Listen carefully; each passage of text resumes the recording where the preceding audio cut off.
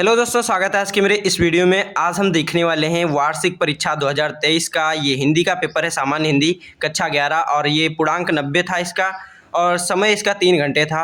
और यहाँ पर आज ही ये पेपर हुआ है, मैं आपको दिखा दे रहा हूँ। ये आपका अगर बाद में पेपर होगा तो इससे आपको आसानी होने वाली है, क्योंकि मैं भी ऐसे ही कई सारे मॉडल्स पेपर देखकर गया था और मेरा अधिकतर सही ज़्यादा हो गया। पूरा सही था, लेकिन बस टाइम की कमी पड़ गई, क्योंकि 2.5 घंटे का ही पेपर हुआ। ये इस पे टाइम 3 घंटे लिखा हुआ है, लेकिन ये पेपर जो हुआ वो 2.5 घंटे में ही हुआ। तो समय की कमी पड़ गई, लेकिन मुझे ये इसमें सब कुछ आ रहा था, तो मैं आपको बता दे रहा हूँ कि इसका क्या आंसर है। तो यहाँ पर सबसे पहला क्वेश्चन आपका पूछा गया है, चिंतामणि के लेखक हैं। तो आप जानते होंगे चिंतामणि के लेखक आचार्य रामचंद्र शुक्ल हैं। यहाँ पर त्रुटि है कि ये 7 लिखा हुआ है, शुक्ल है ये, आचार्य रामचंद्र शुक्ल। तो चिंतामणि के लेखक कौन है? आचार्य रामचंद्र शुक्ल। फिर सरस्वती पत्रिका के संपादक हैं, तो सरस्वती पत्रिका का जो संपादक हैं वो है महावीर प्रसाद द्विवेदी। ये इसका भी दूसरा वाला ऑप्शन सही हो जाता है। फिर आपका गा है, हिंदी की प्रथम कहानी किसे माना जाता है? तो हिंदी की जो प्रथम कहानी है वो इंदुमती को माना जाता है, इंदुमती को। फिर ध्रुव स्वामिनी नाटक के लेखक हैं, तो ध्रुव स्वामिनी नाटक के लेखक जयशंकर प्रसाद हैं। फिर तार सप्तक के संपादक हैं, तार सप्तक जो है आपका उसके संपादक अज्ञेय हैं। और यहाँ पर पृथ्वीराज रासो महाकाव्य किसने लिखा है? तो पृथ्वीराज रासो जो महाकाव्य है उसको चंद बरदाई ने लिखा है, चंद बरदाई ने। फिर आपका हिंदी खड़ी बोली का प्रथम महाकाव्य कौन सा है? तो हिंदी खड़ी बोली का प्रथम महाकाव्य ये पृथ्वीराज रासो को माना जाता है। और सूरसागर के रचनाकार जो हैं वो हैं आपके सूरदास। सूरसागर के रचनाकार कौन है? सूरदास। यहाँ पर फिर आपका हो जाता है, हिंदी साहित्य के इतिहास में किस काल को स्वर्ण युग कहा जाता है? तो हिंदी साहित्य के इतिहास में आपका जो भक्ति काल है उसको स्वर्ण युग कहा जाता है। और निम्नलिखित में से छायावादी युग के कवि हैं, तो छायावादी युग के कवि जयशंकर प्रसाद जी हैं। अब हम देखेंगे इसके जो आपका अलग दूसरे क्वेश्चन है वो देखेंगे। चलो ठीक है, तो पहला और दूसरा क्वेश्चन हमने सॉल्व कर लिया है। अब हम करेंगे तीसरा प्रश्न, जो है ये आचरण की सभ्यता से ये गद्य अवतरित है। और यहाँ पर 2 गद्य दिए गए हैं, लेकिन मैंने पहला वाला गद्य सॉल्व किया है, और ये है आचरण की सभ्यता। तो जैसा कि पहला ही लाइन लिखा है आचरण की सभ्यता, तो ये आचरण की सभ्यता नामक पाठ से लिया गया है, और इसके जो लेखक हैं वो हैं आपके सरदार पूर्ण सिंह।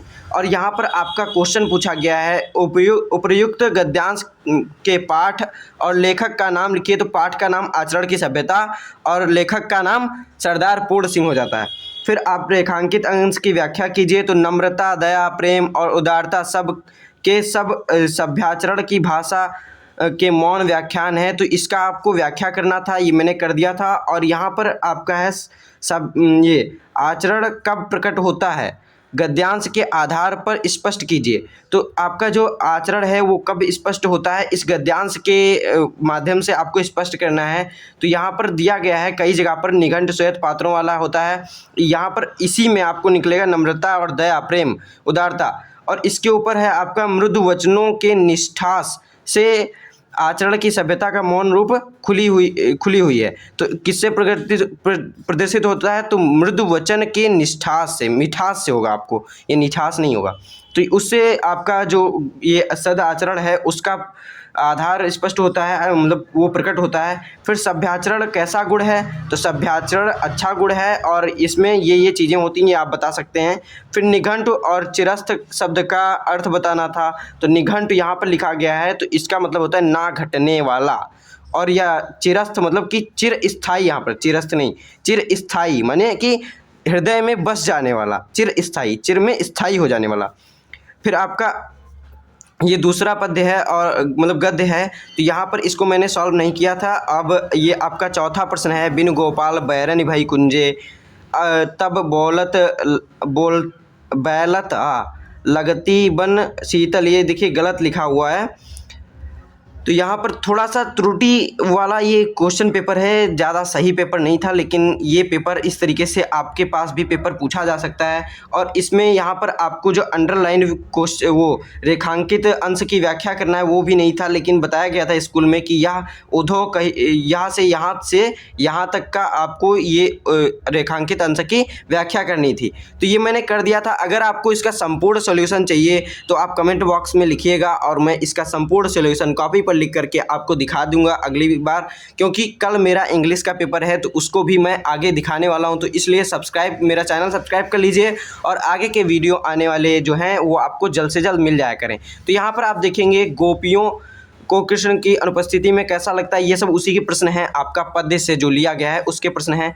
फिर आपका दूसरा पद्य दिया गया है और उसमें भी आपका छोटे छोटे क्वेश्चंस दिए गए हैं, कोई ज़्यादा कठिन नहीं है, लेकिन आप अगर पढ़े रहेंगे और इन क्वेश्चंस को सॉल्व करे रहेंगे तो आपको पेपर में आसानी होने वाली है। तो आप जितने भी मॉडल पेपर में डालता जा रहा हूँ वीडियोज़, उनके आप देखते जाइए और इससे आपको बहुत ही आसानी होने वाली है। तो आगे आपको इनका जीवन परिचय, कुछ लेखक दिए गए हैं, लेखकों के नाम, उनका आपका साहित्यिक परिचय जो है, यहाँ पर चरिचय लिखा है, चरिचय नहीं परिचय है।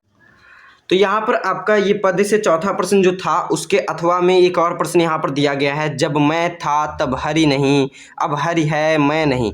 यानी कि जब घमंड था तब हरि नहीं थे, यानी कि भगवान नहीं थे, यानी कि श्री कृष्ण का वास नहीं था हमारे हृदय में। और जब कृष्ण यानी हरि यानी विद्या यानी ज्ञान जब हमारे पास मिल गया, तब ये जो मैं था, मैं का अहंकार नामक जो शब्द है वो नहीं है अब।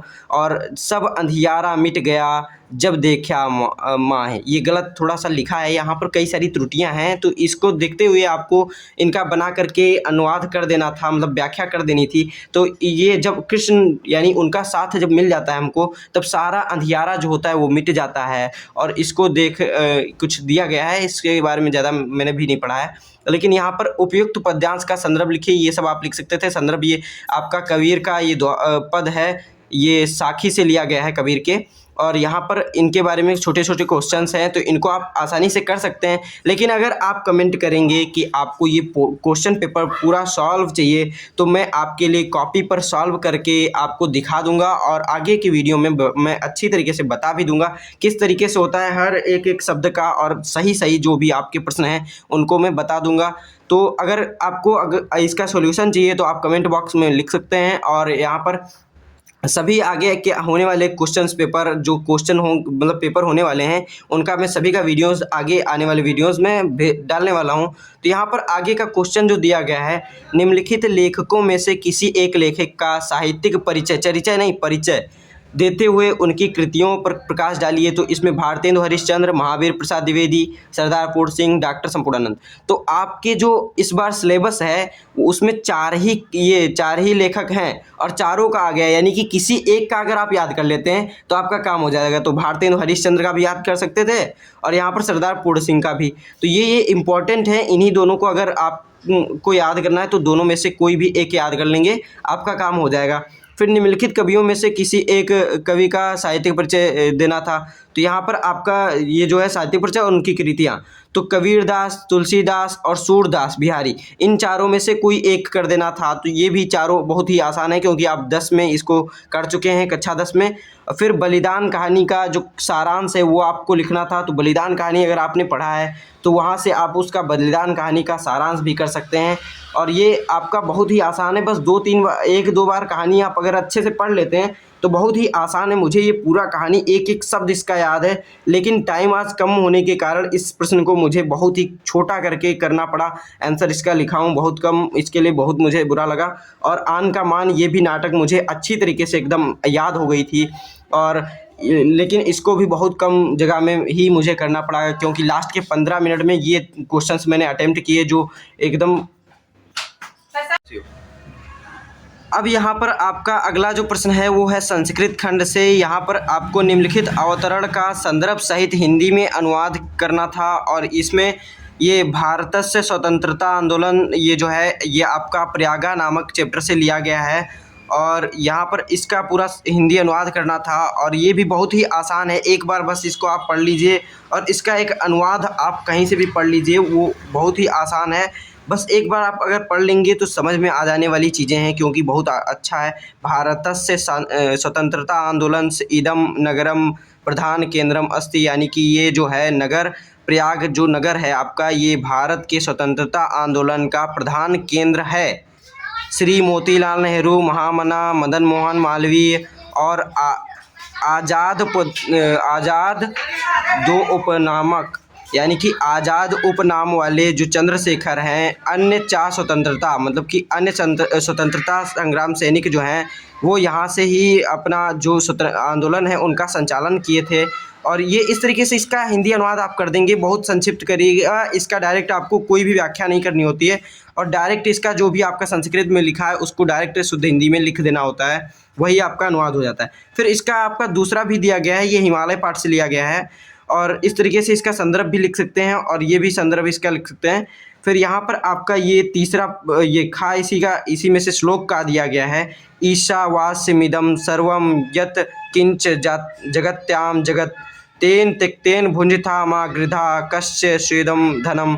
तो ये भी बहुत आसान है। ईश्वर वास्यमिदम, यानी कि यहाँ पर हर जगह ईश्वर सर्वम लिखा है ना, यहाँ पर हर जगह ईश्वर व्याप्त है। यत किंच जगत्ताम जगत, जगत के हर जगह व्याप्त हैं ईश्वर। और तेन त्यक्तेन भुंजिथा, उसका त्याग पूर्वक आप उपभोग कीजिए और किसी अन्य के धन का लोभ ना कीजिए। अब हम पढ़ते हैं दूसरे तरफ। तो यहाँ पर आपके संस्कृत पद्य से आपका एक और दिया गया है, अथवा में तो सत्येन रक्षते धर्मा विद्या योगेश रक्षते मृजमा रक्षते रूपम कुलम वर्तेन रक्षते। तो ये आपका अगला है जो सदाचारोपदेशा, उस पाठ से लिया गया है।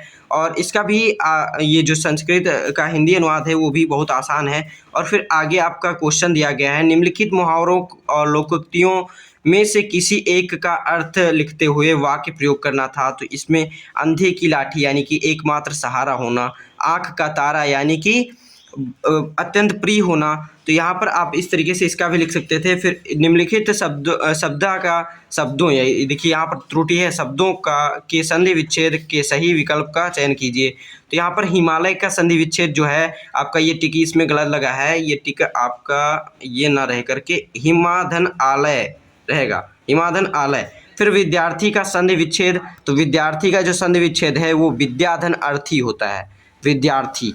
फिर भानुदया का संधि विच्छेद जो है भानुधन उदया, ये वाला है। सब में इधर के ही हैं, बहुत आसान है ये सब। और इस तरीके से आप इन सब का टिक लगा सकते हैं। और यहाँ पर ये पेपर में किसी अन्य व्यक्ति को दिखाने के लिए गलत टिक लगाए गए हैं, तो ये आप इन टिकों पर ध्यान मत दीजिए, जो मैं बताया हूँ उन पर ध्यान दीजिए, ये टिक आसान सही हैं। तो करुण अथवा वीर रस की परिभाषा उदाहरण सहित लिखिए। तो करुण और वीर रस की परिभाषा भी बहुत आसान होती है, बस आपको हर एक चीज़ जो है 1 से 2 बार पढ़ लीजिए, क्योंकि आप कक्षा 10 में भी पढ़ चुके हैं। तो इन चीज़ों को हिंदी में आपको ज़्यादा कुछ पढ़ने की ज़रूरत नहीं होती है, और आसानी से ये सब चीज़ें याद हो जाती हैं। उपमा और उत्प्रेक्षा अलंकार, यहाँ देखिए प्रेक्षा गलत लिखा है, उत्प्रेक्षा अलंकार का लक्षण उदाहरण सहित चौपाई लिखना था। और चौपाई फिर है सोरठा है, सोठा लिखा है यहाँ पर, सोरठा है, सोरठा छंद का लक्षण उदाहरण सहित लिखना था। फिर इंटरमीडिएट कॉलेज के प्रबंधक, यहाँ पर इंटरमीडिएट कॉलेज के प्रबंधक को लिपिक के रिक्त पद हेतु नियुक्ति के लिए एक आवेदन पत्र लिखना था। जो आपका लिपिक का पद रिक्त स्थान है वो, उसके लिए प्रबंधक को आपको आवेदन पत्र लिखना था, और उसमें उनको आपकी नियुक्ति कराने के लिए प्रार्थना करनी था, मतलब आवेदन पत्र देना था। फिर अपने क्षेत्र की नालियों, इसका अथवा में एक और पत्र है। तो ये पत्र जो है आप आसानी से बना के लिख सकते हैं, क्योंकि आप अभी तक पत्र लिखते आए हैं, बहुत कक्षा 6 या 5 से लिखते आए हैं, तो उन पर आपको सब अच्छी तरीके से पता हो चुका है कहाँ पर क्या लिखना है। तो इस तरीके से आप इसको लिख सकते हैं आसानी से। फिर आपका निबंध लेखन है, ये अंतिम क्वेश्चन है आपका। यहाँ पर निबंध लेखन में मेरा प्रिय कवि पर्यावरण एवं प्रदूषण की समस्या का समाधान, ये तो इस तरीके से ये मतलब आपके निबंध दिए गए हैं। तो इस क्वेश्चन को भी मैंने अंतिम में अटेम्प्ट किया था, तो ये भी बहुत कम ही पेज में मैं लिख पाया हूँ। और ये आपका ये जो एग्ज़ाम था ये आपका स्कूल का एग्ज़ाम था, तो कोई ज़्यादा इम्पोर्टेंट भी नहीं था, लेकिन बोर्ड के लिए अगले साल के लिए अच्छी तैयारी करना है। तो चलिए मिलते हैं अगले पेपर के लेकर के, तो तब तक के लिए धन्यवाद।